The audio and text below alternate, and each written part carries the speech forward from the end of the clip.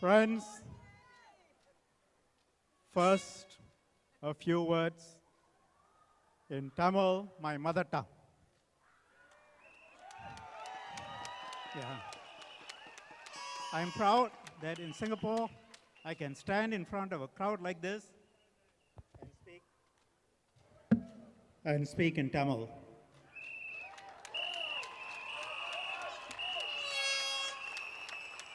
நீசூன் தொகுதி வாக்காளர்களே, உங்களுக்கு எனது முதற்கண் வணக்கம். பல ஆண்டுகளாக மக்கள் செயற்கட்சி உங்களுக்கு பணிபுரிந்து வருகிறது.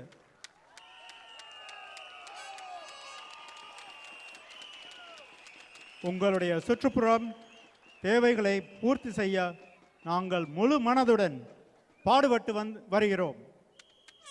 உங்களுடைய ஆதரவை எங்களுக்கு தந்தீர்கள். தொடர்ந்து உங்களுடைய ஆதரவை தருமாறு தாழ்மையுடன் கேட்டுக்கொள்கிறோம். நானும் எனது சக குழுவினரும் உங்களுக்கு பணிபுரிய தொடர்ந்து பாடுபடுவோம். நீசூன் ஜொலிக்க வேண்டும், மேலும் சிறந்த நகரமாக வேண்டும். அதற்கு உங்களுடைய ஆதரவை, வாக்கை எங்களுக்கு இந்த நண்பகமான குழுவிற்கு அளியுங்கள். நன்றி, வணக்கம்.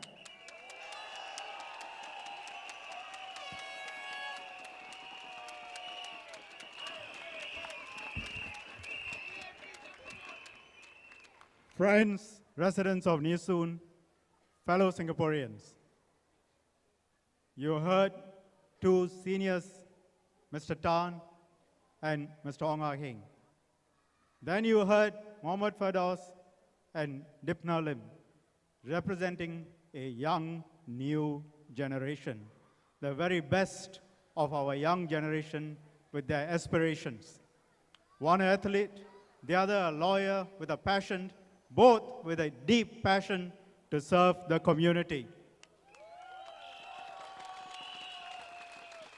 Our young people are talented, and in Singapore, regardless of race, language, or religion, they can achieve all their aspirations.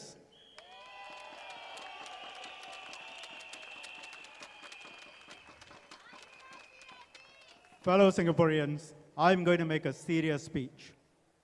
These elections, they are about your life, your family, and our country. What matters to you are jobs, housing, healthcare, education, security, freedom, freedom to achieve, and freedom to go for what you want. Question is, who do you think can deliver that? Who do you trust in your heart? What is your gut feel? I make 2 points. We have to understand what challenges we face as a society, as a country. And 2, how should our political system evolve so that we can continue to succeed as a people and as a country? What are the challenges? We face several challenges, external and internal. Let me just touch on 2, one external, one internal. The most serious internal challenge we face is that we are one of the fastest aging societies in the world. These elections must discuss serious issues. It is not just fun and games. It's not just the ability to come here and say things for the short term. It is thinking seriously about the issues that matter to you and to your children. In 2015, today, we have 5 people under 65 for every one of you who is over 65. By 2030, within 15 years, we are going to have only 2 persons under 65 for every 1 person over 65. In 15 years, there is only going to be 2 persons under 65 for every 1 person over 65. Think about that. Nearly 1 million people are going to be over 65 by 2030 in this small island of ours. What does that mean for our economy, for our social welfare policies, for our healthcare costs? Some people say raise taxes. Can it be done easily? We have to be competitive. Hong Kong is at 17%. We are at 22%. We rely on investments, jobs for our economy. You raise taxes, our taxpayers who can leave may well leave. And investments may leave too, and new investments will think hard before they come.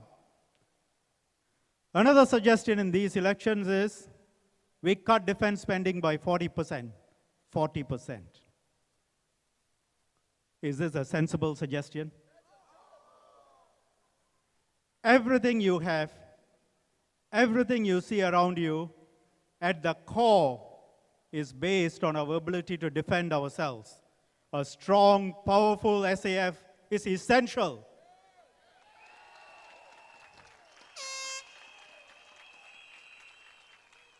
What will happen if we cut defense budget by 40%? I asked Dr. Tambaya about this proposal during a debate. He is a decent man, but what he said shocked me. He said defense benefits the rich more than others. Benefits the rich more than others because they have more to lose. We have our defense to protect every Singaporean, every one of your homes.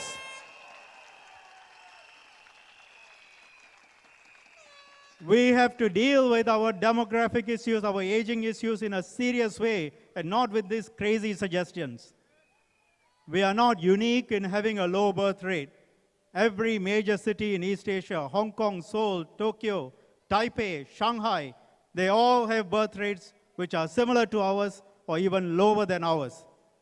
But it is more challenging for us because of our small size. And unlike Hong Kong, we don't have a godfather. Let me now touch on a key external challenge.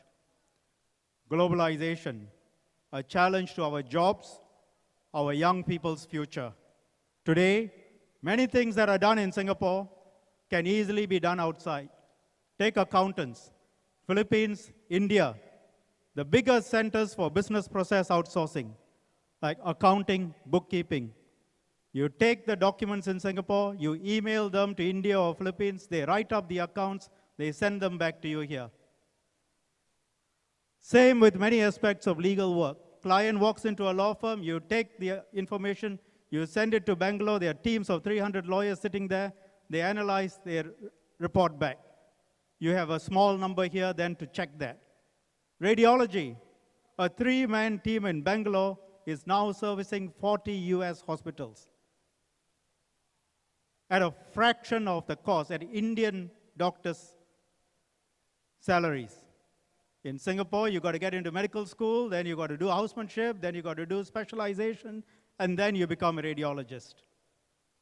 And we have people there who will, you go into a hospital, X-ray is taken, you email it to Bangalore, they will read it, or Shanghai, and they send it back. Instead of having 10 radiologists, you can do it with 2 or 3 in Singapore now. China and India produce 1 million graduates in science, maths, engineering, technology. There's intense global competition. It's putting a pressure on our wages across all sectors. How do we keep our jobs? What is it that can be done in Singapore that cannot be done faster, better, cheaper in some other place? We have to think seriously about issues like this. We have to have a government that can think and plan and prepare and make sure Singaporeans have jobs.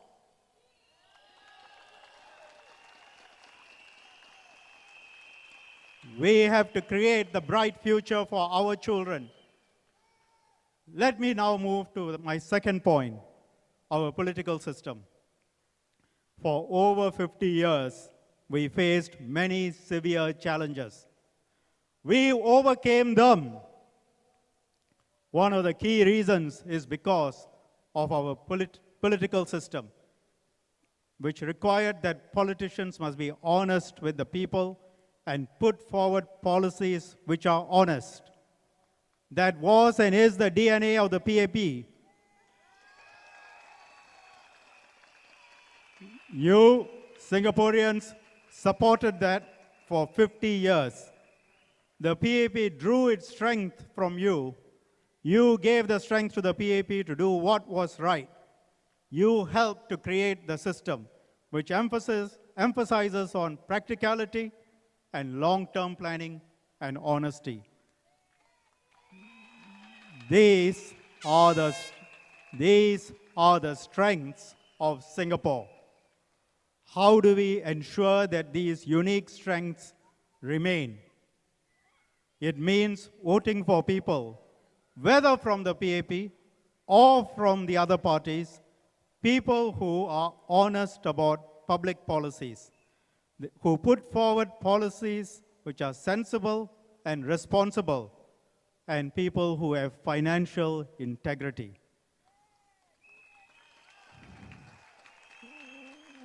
We must insist on these qualities for all politicians, whether they are from the PAP or from the opposition.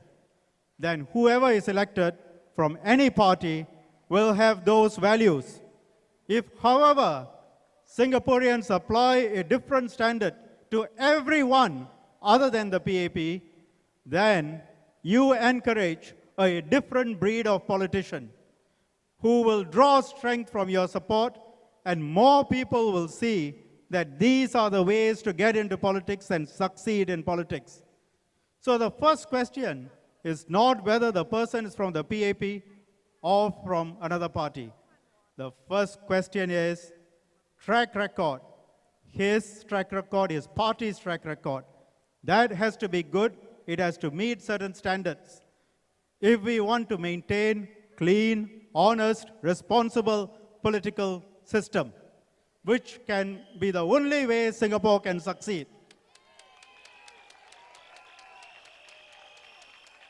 Only if you tick that box, then the next question comes, who do you support?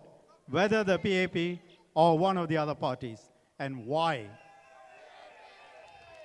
So with this in mind, what do the other parties offer you in these general elections? The SDP has said they want DPM Tharman to split from the PAP and form a grand coalition with the SDP, like the PKR in Malaysia. Like the PKR in Malaysia. That will destroy the political stability that has been the very foundation of our success. If you turn to the Workers' Party, in these elections, they have made their intentions clear. Few days ago, Ms. Sylvia Lim, Mr. Peng Eng Huat spoke openly and fiercely about what will happen if they were in government. Ms. Lim said that if the Workers' Party forms a government, it will get rid of various policies, including the GRCs. Mr. Peng referred to the Thai military coup. He said Thailand is okay, the civil service can run the country. So likewise, what he is saying is, if the PAP is out, let the Workers' Party run the government. Don't worry whether they are competent. The country will be run by the civil servants.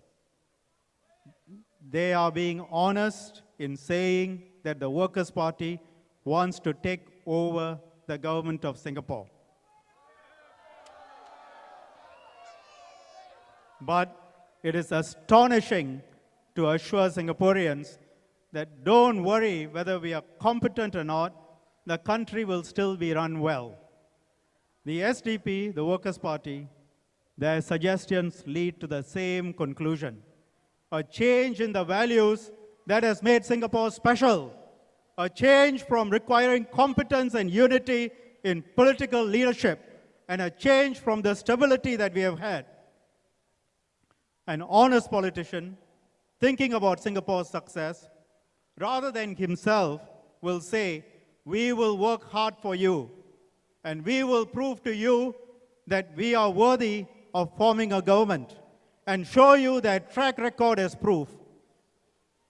In the case of the Workers' Party, there are three sets of records. Their performance in Parliament, their town council in the one place they were in charge in, and their general approach to questions and transparency. Parliament, you know what their record is. No meaningful contribution to any policy. No meaningful contribution to any policy.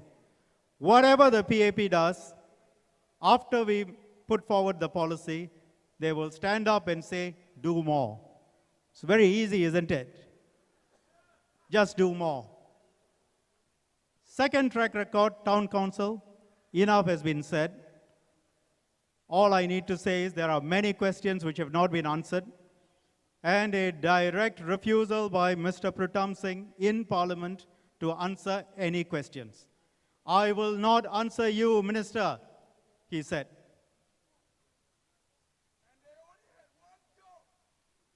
Yes. Third, on their general approach to questions on transparency, many examples of what their approach is, but in general, you know, they avoid answering questions, and each time you raise a question, they divert the attention to something else. They believe that these are the ways in which one wins votes. Keep quiet in Parliament, roar at rallies without regard to what is the truth. For Singaporeans, for each one of you, the question is this the kind of politics you want? It is not a case of saying, oh, it's okay, it's only one more seat, or a few more seats, or 28 more seats. It is the question of the type of politicians you encourage. Do you want this culture to spread? If you accept this, then you will get many more people who come into politics with the same attitude. The spread of that culture is already clear. Look at the Workers' Party slate in Yishun. Mr. Gurmeet Singh left the Workers' Party a few weeks ago, after he was told that he would only be a backup candidate, meaning he wasn't good enough. He joined the Singh First Party and appeared with them in their colors, publicly campaigning. Why? Because they promised him that he will be a candidate. And then his priority was he must be a candidate by any means. Doesn't matter what the party colors he stands in or what the party's principles were, but after one day with the Singh First Party, he retracted his resignation and rejoined the Workers' Party. Why? Because they went to him and said, actually, we are one-man short, can you come back? And we will offer you a candidacy. So Mr. Gurmeet Singh is now a Workers' Party candidate here in Yishun. For him, his ambition partially realized. So I come back to the first point. You, every one of you, will decide what sort of politicians we want to encourage. To succeed, we must encourage and require honest, principled politics, not just on the part of the PAP, but also on the part of the opposition, both from the PAP and from all the other parties. Many parties are putting forward ideas in these elections. There are different ways of doing things, but there are different trade-offs. It is important that the consequences of each of those ideas, those have to be put across.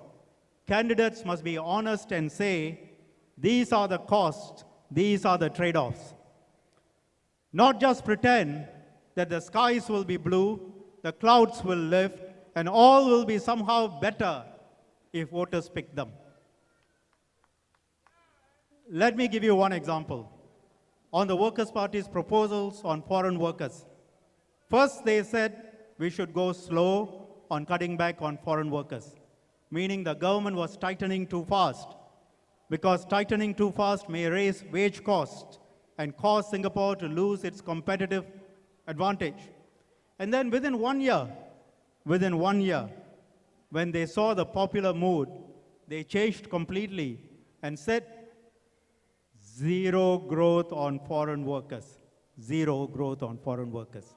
Doesn't matter that 1 year ago they were taking something else or saying something else.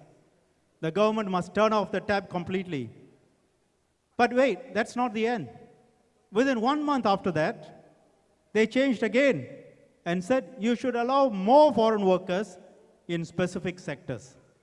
Make it easier, for example, for families to hire more maids. All this is on the record. They don't seem to be embarrassed.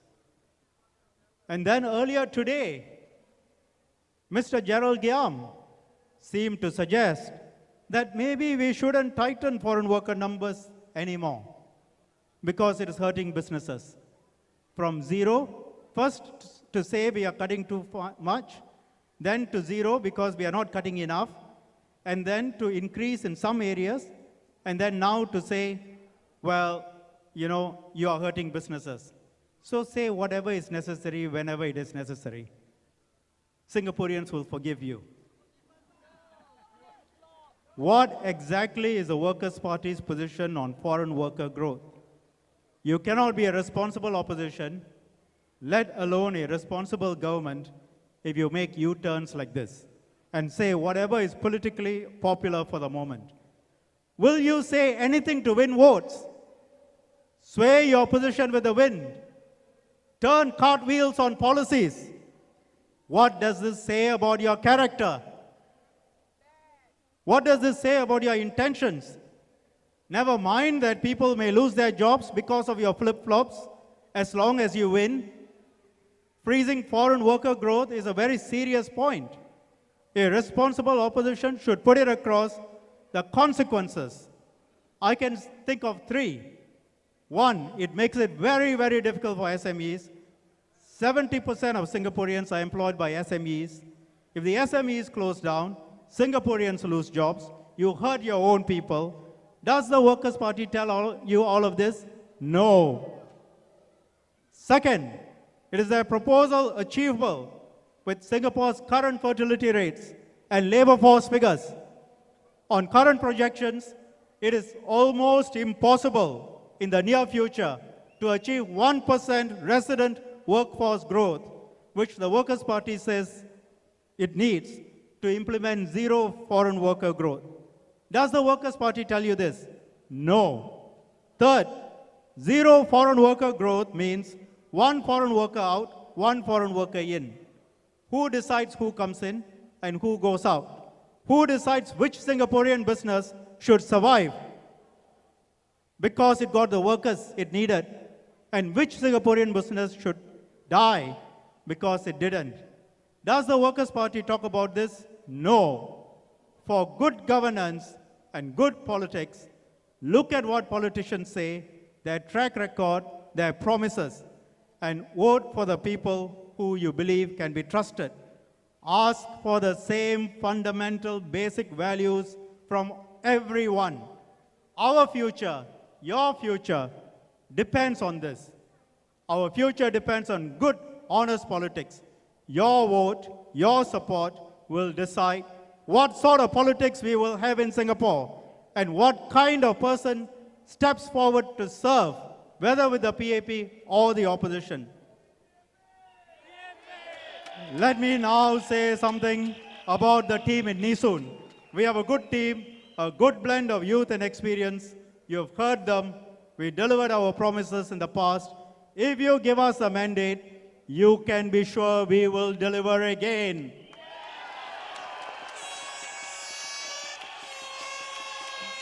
We humbly ask for your support. Vote for the PAP. We will always be on your side. I would ask Josephus and my fellow members to join me, and all of you to join me now in 3 cheers.